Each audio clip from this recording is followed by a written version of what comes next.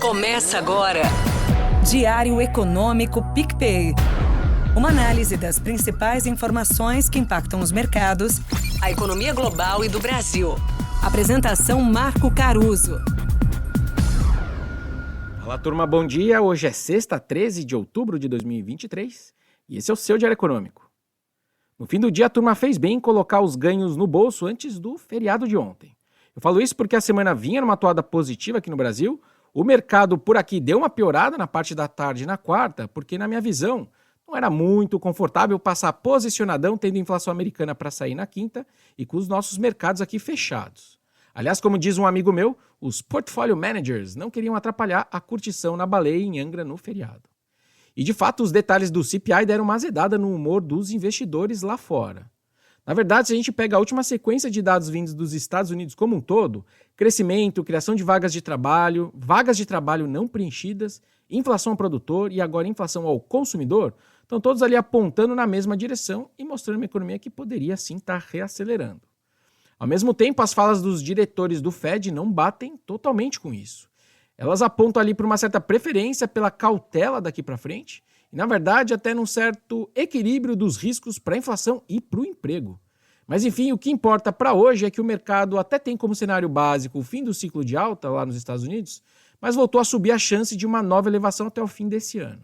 Olhando para dezembro, por exemplo, a chance dos juros não subirem é de mais ou menos 2/3, mas esse número já foi de 70%. Meus 5 centavos de contribuição nessa discussão? Eu acho que eles pararam, mas vão precisar manter essa postura austera nas aparições públicas e nas falas, porque o grau de incerteza está mais alto que o usual, então deixa lá a porta aberta para atuar de novo. E eles vão parar apostando em 3 coisas. Primeiro, nos efeitos defasados de tudo que eles já subiram de juros, mas que acaba demorando ali para aparecer e atuar totalmente na economia. No enxugamento de liquidez que eles vão seguir promovendo, conforme o Fed vai reduzindo o seu balanço no famoso quantitative tightening, e também na credibilidade do Fed de poder fazer um ajuste mais lento na inflação até a meta. Como isso afeta a gente aqui?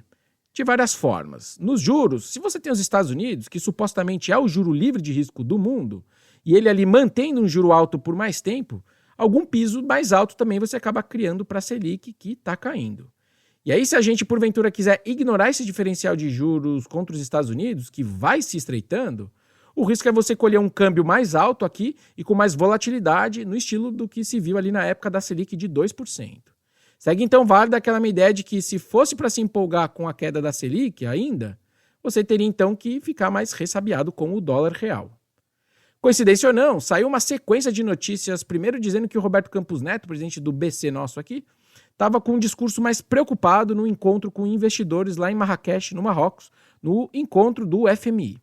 Esse papo, aliás, já estava circulando na quarta, mas ali ele já fez questão de frisar que ele estava falando do mundo emergente em geral, mas até aí o dólar foi lá e caiu e a nossa renda fixa perdeu. Para hoje, com esse externo, relembrando que o papo de juros nos Estados Unidos acaba, mas não termina, deve valer o contrário. Na verdade, dólar para cima e renda fixa também para cima. Aliás, sobre essa fala do Roberto Campos, disse o noticiário que o Fernando Haddad iria conversar com ele para entender o contexto, porque, pelo que consta na mesma notícia, ele teria dito que a chance de desacelerarem o ritmo de corte da Selic de 50 para 25 seria maior do que aumentar para 75. Bom, também me disseram conhecidos que estavam lá, que inclusive participaram de uma reunião com ele, que ele negou categoricamente essa fala. Momento Nelson Rubens à parte, o fato que temos é que os cortes de 50 da Selic nas próximas reuniões seguem como cenário básico. Bom dia, bons negócios e sorte sempre. Você ouviu? Diário Econômico PicPay.